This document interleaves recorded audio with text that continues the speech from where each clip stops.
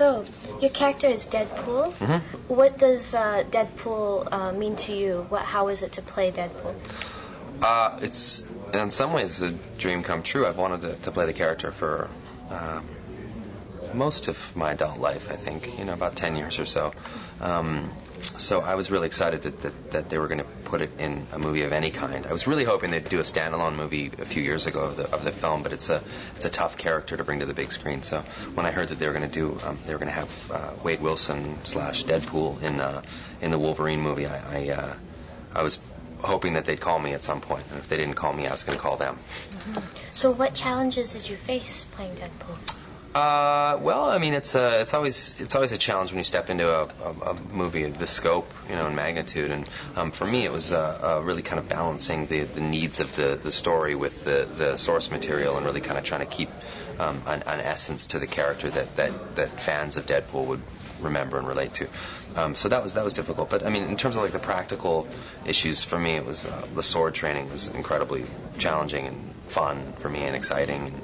And you spend months and months and months working on a sword sequence that, when you watch the film, is maybe 45 seconds long. But it's worth it because I feel like I'm watching the movie, and that's me up there, not a stunt double, and I'm able to kind of pull it off in a way. So you didn't have any stunt doubles? No, there's stunt doubles for certain stuff, but none of the sword work. The sword work's all stuff that I did. Yeah. Okay.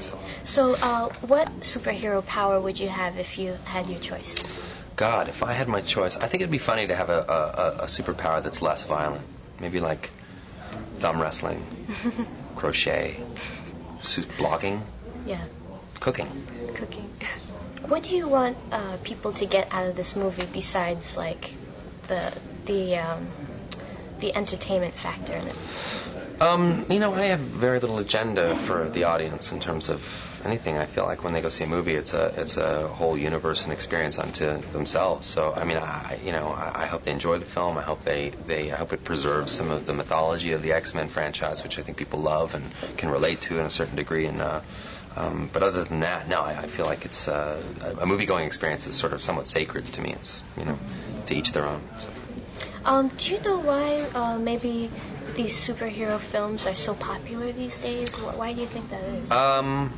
I don't know exactly why superhero movies are, but I feel like the X-Men franchise is not necessarily a superhero franchise as much as it is a story about ostracization and people that feel as though they've been pushed out of society unjustly for being different.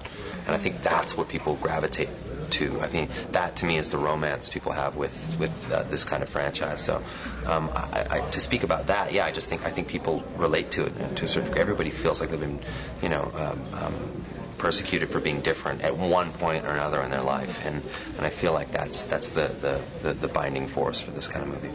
And there's a lot of emphasis on the government doing secret things and doing naughty things and stuff. Yeah. So, there is. Do you have anything to say about that? Or?